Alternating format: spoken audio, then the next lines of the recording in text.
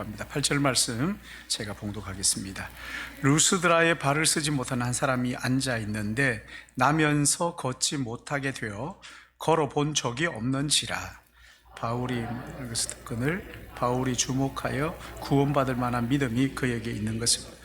큰 소리로 이르되 내 발로 바로 일어서라 하니 그 사람이 일어나 걷는지라. 방언으로 소리질러 이르되 신들이 사람의 형상으로 우리 가운데 내려오셨다. 바나바는 제우스라 하고 바울은 그 중에 말하는 자이므로 헤르메스라 하더라. 시외 제우스 신당의 제사장이 소와 화 가지고 대문 앞에 와서 무리와 함께 제사하고자 하니 두 사도 바나바와 바울이 듣고 옷을 찢고 무리 가운데 뛰어들어가서 소리질러 이르되 어찌하여 이러한 일을 하느냐. 우리도 여러분과 같은 성정을 가진 사람이라. 여러분에게 복음을 전하는 것은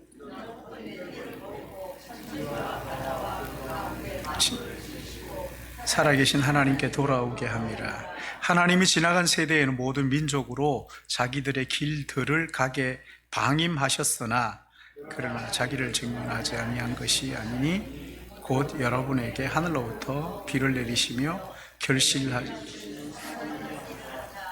음식과 기쁨으로 여러분의 마음에 만족. 같이 봅니다. 이렇게 말하여 겨우 무리를 말려 자기들에게 제사를 못하게 하니라. 아멘. 우리 같이 기도하겠습니다. 사랑의 하나님 아버지, 은혜를 감사합니다. 2026년 한 해 시작한 지가 이제 또 이렇게 몇 주가 지나갔는데, 주님, 우리가 이 2026년 맞이하며 우리의 마음속에 각오하고 다짐했던 하나님 말씀 가지고 주님과 동행하며 이웃을 품고 주님을 닮아가는 이 귀한 말씀들 우리가 함께 나누고 또한 이 말씀 따라서 이 한 해를 살려고 합니다. 성령 하나님께서 우리를 붙잡아 주셔서 하나님 말씀을 통해서 주님과 동행하는 삶이 이루어지게 하시고 뿐만 아니라 이웃을 마음에 품고 예수님의 마음을 알아가고 닮아가는 저희들 되므로 주님, 이 한 해가 헛되지 않도록 주님 붙잡아 주실 것을 바라오며 이 시간 주님의 말씀 앞에 섰사오니 주여 우리가 말씀하여 주시옵소서. 우리가 듣겠나이다 하는 마음 가지고 주님의 말씀을 대하게 하시고 말씀을 들을 때 성령께서 감동 감아 주셔서 이 말씀 따라서 순종하는 저희들 되게 은혜를 베풀어 주시옵소서. 한 시간을 주님 앞에 의탁합니다. 주님, 부족한 종이 두렵고 떨리는 마음으로 말씀을 들고 섰사오니 이 시간 종을 감추시고 오직 그리스도 예수께서 우리 안에 충만하도록 은혜 베풀어 주실 것을 바라오며 거룩하신 예수님의 이름으로 기도드리옵나이다. 아멘. 아멘. 여러분 어떻게 한 주간 평안하셨습니까? 살면서 여러분들 사람들에게 칭찬 다 받아보셨죠? 창세기를 읽으면서 사람은 누구나 하나님으로부터 칭찬을 받고 시작을 하는구나 라는 생각을 했습니다. 그래서 보면 하나님께서 우리를 생각하시면서 창조할 때마다 보시기에 좋았더라, 보시기에 좋았더라. 그리고 마지막 6일째 되는 날 우리를 지으시고는 보시기에 너무 좋았다고, 심히 좋았다는 칭찬을 듣고 우리의 인생이 시작을 하게 되는데, 또 우리가 태어나면 여러분 한번 생각해 보세요. 어릴 때 기억도 안 나지만 그러나 우리 아이들 보면 처음 태어나가지고 옹알이 하면 얼마나 칭찬합니까? 얘가 옹알이 한다고, 놀랍다고, 얘 천재 아니냐 막 이러면서 말이에요. 그러다가 엄마라는 말도 아닌 것 같은데 여하튼 그 비슷한 소리만 해도 막 칭찬을 하잖아요. 막 칭찬을 하죠. 그리고 일어서기만 해도 야, 이제 얘가 일어섰다고. 키즈 카페에 가보면 애기가 막 기어다니는 애를 보고 막 칭찬을 합니다. 얘가 얼마나 잘 기는지 모른다고. 근데 여러분 발 한 걸음 뛰면 칭찬이 막 쏟아지잖아요. 근데 이게 언제까지 그렇게 합니까? 어느 순간 보면은 칭찬이 야단과 책망으로 바뀌어 있는 것을 볼 수가 있지. 왜 그런 말 있잖아요. 팬이 안티가 되는 것은 한순간이라고.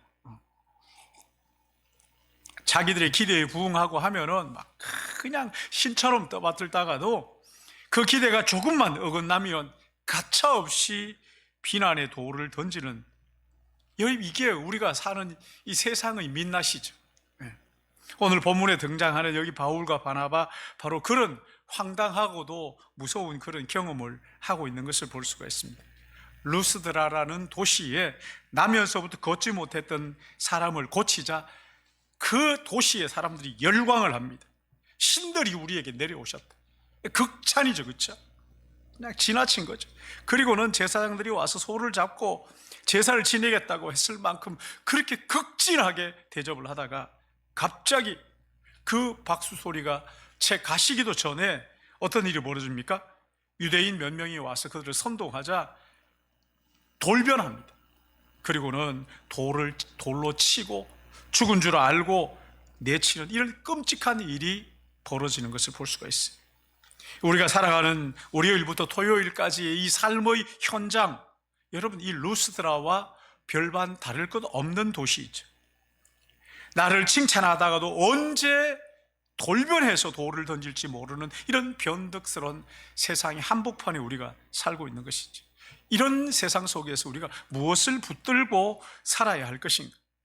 오늘 루스드라에서 벌어진 이 소동을 통해서 사람들의 박수 소리에 일희일비하지 않고 오직 하나님의 영광을 향한 우리의 영혼의 주파수를 바로 맞추고 어떻게 무엇을 붙들고 살아야 할 것인가, 이 세 가지 영적 원리들을 생각하면서 함께 은혜를 나누려고 합니다.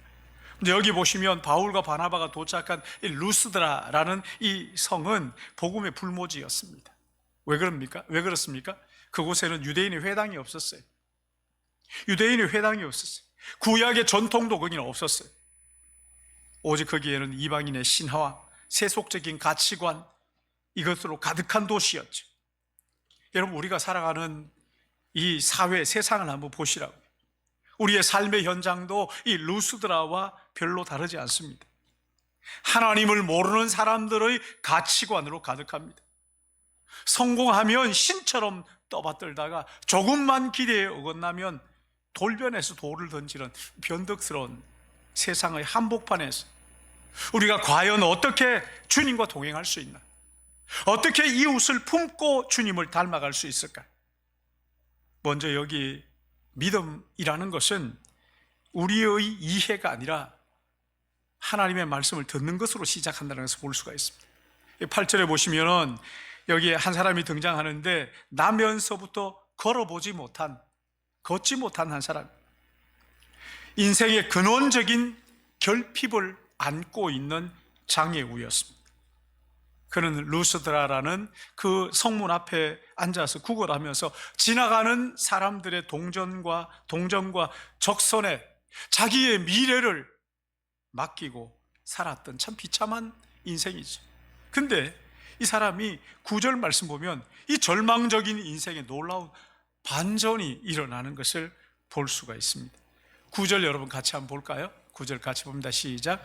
바울이 말한 것을 듣거늘 바울이 주목하여 구원받을 만한 믿음이 그에게 있는 것을 보고. 사랑하는 여러분, 기독교는요, 내가 무엇을 어떻게 행하는 종교가 아닙니다. 내가 얼마나 기도했느냐, 얼마나 금식했느냐, 이런 걸 가지고 판단하는 종교가 아닙니다. 하나님이 하신 말씀을, 하나님이 하신 일을 듣는 것으로 시작을 하는 거예요. 여기 듣는다 하는 헬라어를 보면 이 사람이 단순히 소리를 들은 것이 아니라 바울이 선포하는 그 말씀에 온 신경을 집중해서 경청했다는 말이에요. 마음을 쏟아서 그걸 듣는 거예요. 여러분, 이거 한번 생각해 보세요. 오래된 라디오가 하나 있는데 스피커도 멀쩡하고 또 다이얼도 잘 돌아가고 그리고 건전지도 충분히 있는데 불구하고 삐삐 하면서 잡음만 난다. 뭐가 문제인 겁니까? 주파수가 잘못 맞춰 있는 거죠. 위에서 쏟아지는 그 방송의 신호에 주파수를 바로 맞추면 소리가 나올 텐데 이게 주파수를 맞추지 않으면 이 라디오는 고물 덩어리에 불과한 것이지. 우리의 삶도 마찬가지입니다. 우리의 인생에 왜 능력이 모자라고 부족하고 왜 기적이 멈추고 왜 내가 힘든 삶을 사느냐? 하나님이 침묵하시기 때문이 아닙니다. 세상의 소음, 탐욕과 염려, 근심, 이 소리가 우리 안에서 너무 크기 때문에 하나님의 그 세미한 음성을 잡을 수가 없는 거예요. 들을 수가 없는 거죠. 그러니까 영혼의 주파수가 맞추어져 있지 않기 때문이에요. 2020년 우리 교회는 성경 통독으로 주님과 동행하며 이웃을 품음으로 예수님의 마음을 닮아가자라는 표를 정하고 우리가 기도를 하는데, 여러분, 이 성경 통독이 뭡니까? 우리의 주파수를, 영혼의 주파수를 하나님의 말씀에 맞추는 일이지요. 이웃을 품고 주님의 마음을 닮아가는 이 하나님 앞에 우리의 마음을 드리는 거예요. 주파수를 하나님께 맞추는 것이란 말입니다. 주파수를 하나님께 맞추어서 하나님의 말씀을 듣는 은혜가 있기를 주님의 이름으로 축복합니다. 바울이 그 사람을 주목을 합니다. 근데 그 사람 안에 이렇게 나옵니다. 구원받을 만한 믿음이 있는 것을 보고, 바울이 그 사람을 보니까 말씀을 듣는 태도가 평범하지 않은 거예요. 여러분, 여기 그리고 그에게 이제 외칩니다. 근데 그 사람이 일어난 기적, 놀랍죠. 평생 한 번도 걸어보지 못한 사람이 일어났다. 얼마나 놀라운 일입니까? 그러나 진짜 기적은요, 그게 아닙니다. 진짜 기적은 하나님의 말씀이 내 영혼의 고막을 때려서, 아, 하나님이 나를 사랑하시는구나, 하나님이 나를 사랑하신다고 말씀하시는구나 하는 이 확신이 내 마음속에 밀물처럼 밀려오는 그 순간 하나님의 기적이 우리의 인생에 시작되는 것을 믿으시기 바랍니다. 말씀이 들리는 거예요. 말씀이 들려야 하는 거예요. 죄를 범하면 가장 먼저 일어나는 일이 뭐냐면 하나님의 말씀이 들리지 않는다는 거예요. 아니, 소리도 들리긴 하지만 이게 하나님의 말씀이 나에게 주시는 말씀으로 들려지지 않는다는 거예요.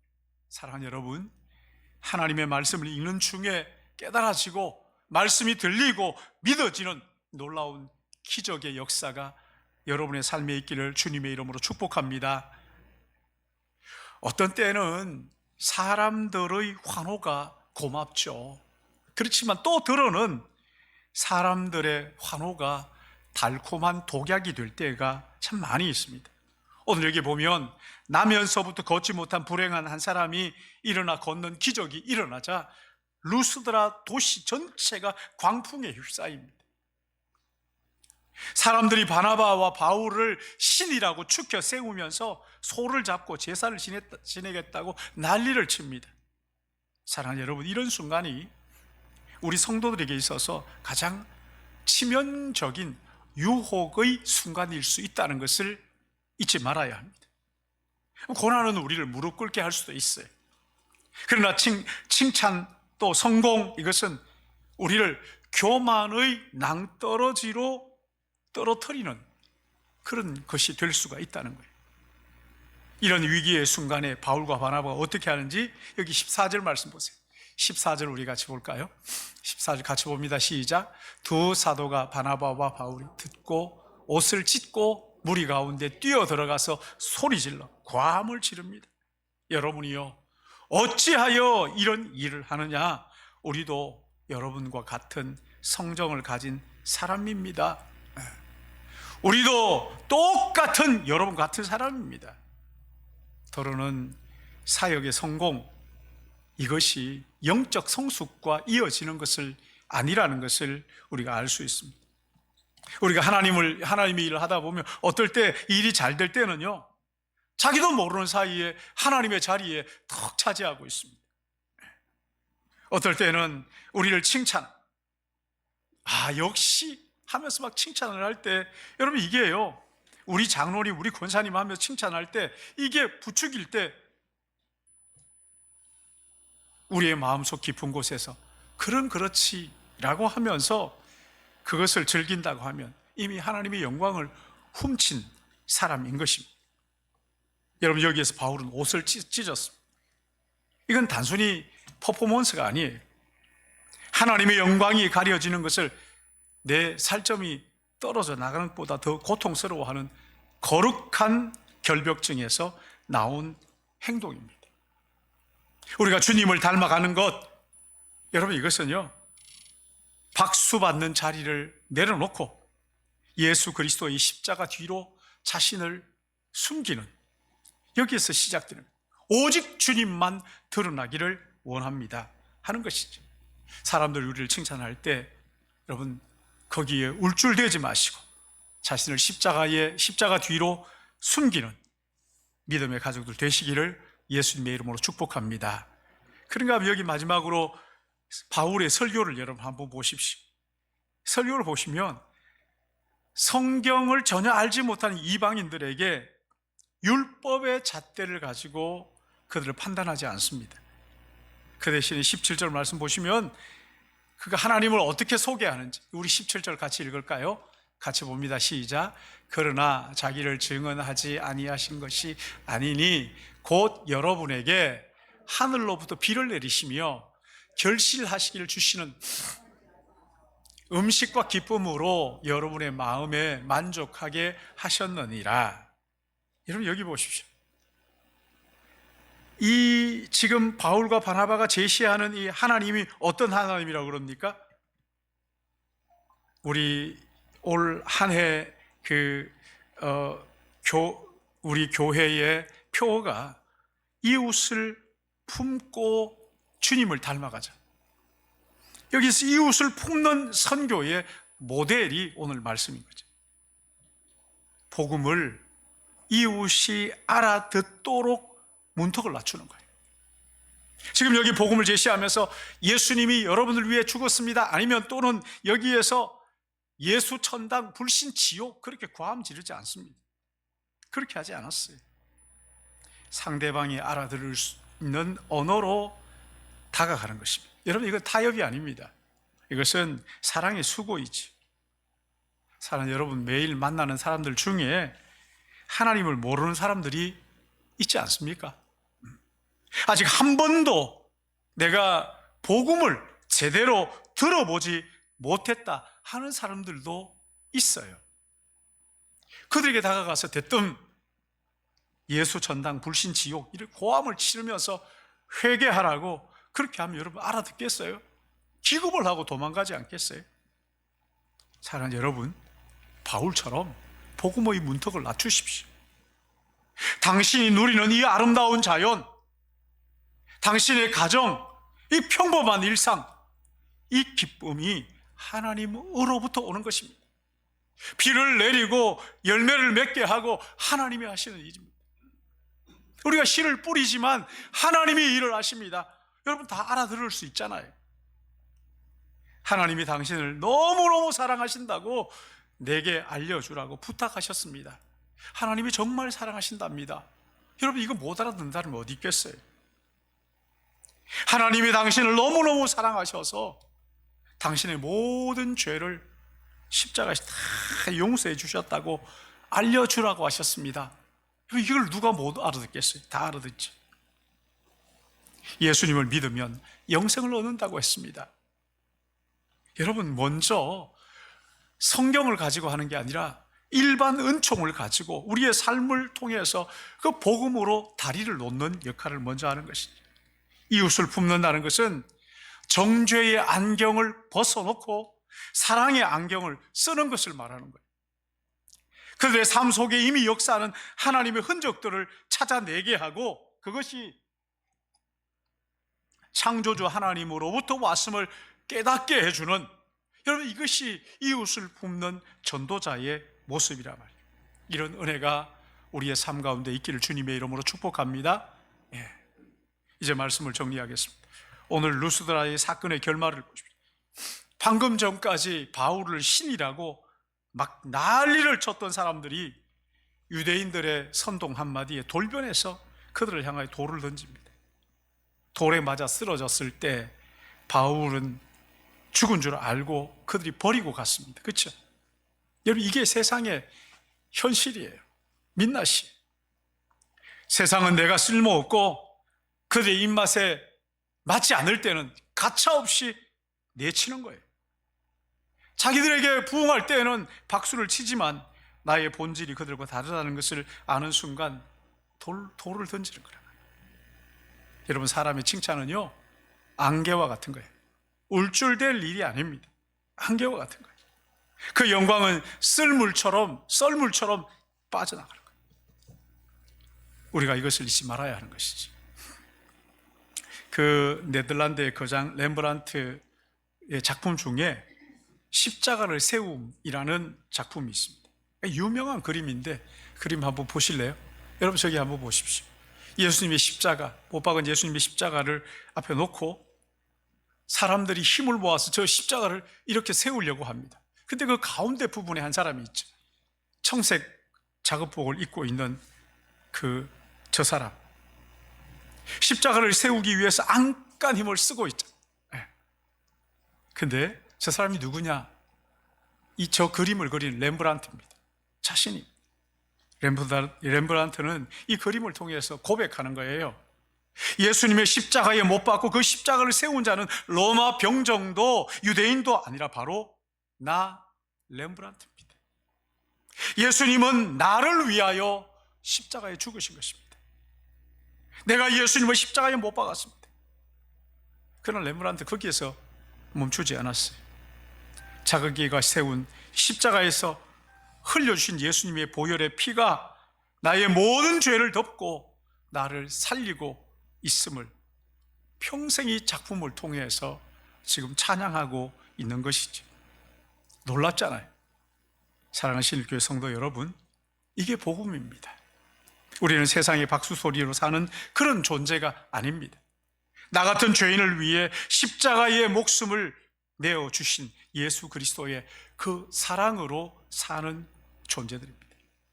세상은 쓸모없으면 돌을 던지고 성 밖으로 내치지만 우리 주님은 그 돌을 친히 맞으시면서 우리를 끝까지 품어주셨습니다. 2026년 우리가 붙들어야 할 것은 이 변덕스러운 세상의 환호가 아닙니다. 말씀을 듣는 말씀의 수신자가 되는 것입니다. 하나님의 말씀을 통해서 주님 내게 하시는 말씀을 듣는 내 인생의 주파수를 세상의 박수에 환호에 맞추지 말고 하나님의 말씀에 맞추고 성경에 맞추는 것입니다.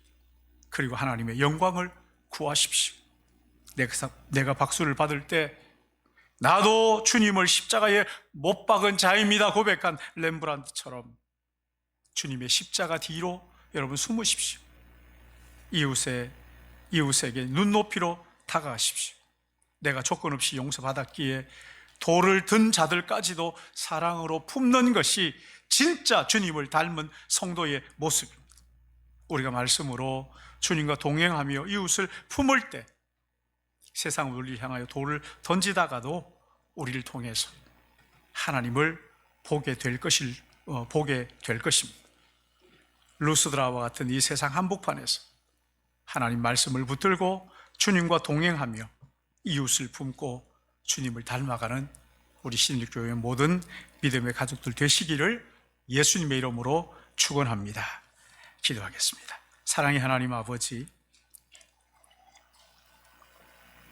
루스드라의 이 세상과 너무 같은 루스드라를 보며 흔들리는 세상, 마음에 맞지 않으면 언제든지 내치고 돌로 치는 이 세상 속에서 영원한 것이 무엇인지, 우리가 무엇을 붙들고 살아야 할지 말씀을 통해서 확인하게 해주신 것을 감사합니다.